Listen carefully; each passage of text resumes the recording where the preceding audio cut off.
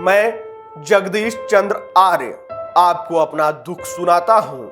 इन शब्दों से शुरू होने वाला एक पत्र केवल एक सुसाइड नोट नहीं था, बल्कि वह करुण पुकार थी जिसे एक वृद्ध दंपति ने दुनिया को सुनाने की कोशिश की। एक ऐसी दुनिया को जिसमें संपत्ति तो बहुत है पर स्नेह और सम्मान नहीं। 78 वर्षीय जगदीश चंद्र आर्य और उनकी पत्नी भागली देवी 77 वर्षीय ने बाढ़ड़ा की शिव कॉलोनी में सल्फास खाकर आत्महत्या कर ली। यह वही दंपति थे जो आईएएस विवेक आर्य के दादा दादी थे। विवेक 2021 बैच के अफसर हैं, हरियाणा कैडर के तहत ट्रेनिंग में हैं, लेकिन वह पारिवारिक प्रतिष्ठा और करोड़ों की संपत्ति भी उन्हें वह इज्जत और देखभाल नहीं दे सकी जिसकी उन्हें सबसे ज्यादा जरूरत थी, बुढ़ापे में सहारा और सम्मान। सुसाइड नोट में जगदीश चंद्र ने लिखा, मेरे बेटे के पास बाढ़ड़ा में 30 करोड़ की संपत्ति है, लेकिन उसके पास मुझे देने के लिए 2 वक्त की रोटी नहीं है। वह बताते हैं कि छोटे बेटे की मौत के बाद बहू ने उन्हें पीटा और घर से निकाल दिया। 2 साल अनाथाश्रम में बिताए, जब लौटे तो ताले जड़े हुए मिले। पत्नी लकवे का शिकार हुई, फिर वे दूसरे बेटे के पास रहने चले गए, लेकिन वहां भी उन्हें बासी खाना दिया जाता था। ये मीठा जहर कितने दिन खाता, इसीलिए मैंने सल्फास खा लिया। अपने आखिरी शब्दों में जगदीश चंद्र ने अपने बेटे, बहू और भतीजे को दोषी ठहराया। उन्होंने मांग की कि उनकी संपत्ति आर्य समाज को सौंप दी जाए।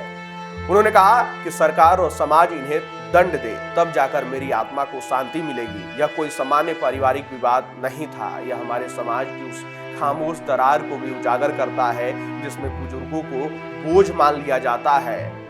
अगर आंकड़ों की बात की जाए तो एनएसओ के अनुसार 2021 में भारत में बुजुर्गों की संख्या 13.8 करोड़ थी, जो 2031 तक 19.4 करोड़ के आसपास हो जाएगी। 41% की बढ़ोतरी होगी। लेकिन क्या हमारे समाज ने, हमारी सरकार ने इस वृद्ध होती आबादी के लिए तैयारियां की हैं? देश में 750 अधिक ओल्ड एज होम हैं, जिनमें अधिकतर सरकारी सहायता से या स्वयंसेवी संस्थाओं द्वारा चलाए जाते हैं।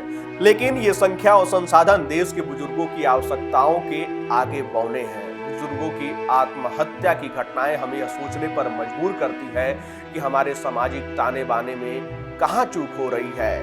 उन पुत्रों को भी सोचना पड़ेगा कि जिस माँ बाप ने आपको उतनी ऊंचाइयों तक पहुंचाया है, आखिरी समय में वही माँ बाप 2 वक्त की रोटी के लिए मुहताज बने हुए बैठे हैं और आप उन्हें पूछ नहीं रहे हैं। वही माँ जिसने अपने थाली की रोटी आपको खिलाई थी, वही माँ जो खुद के दर्द को छिपाकर आपके दर्द में वो साथ देती थी, और जब जीवन का आखिरी समय आया तो उसके मुंह से आपके लिए बददुआएं ही निकल रही थी।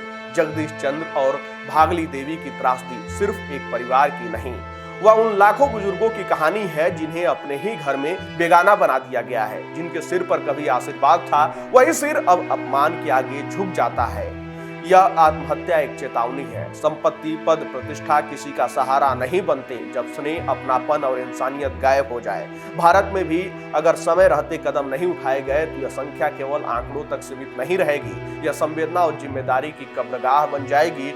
जगदीश चंद्र आर्य ने अपने आखिरी शब्दों में समाज से अपील की, इतना जुल्म माँ बाप पर नहीं करना चाहिए। उनकी आत्मा भले आज शांत हो गई हो, लेकिन समाज को अब जवाब देना होगा। क्या हम अपने बुजुर्गों को वही प्यार, सुरक्षा और गरिमा दे पा रहे हैं जिसके वे हकदार हैं?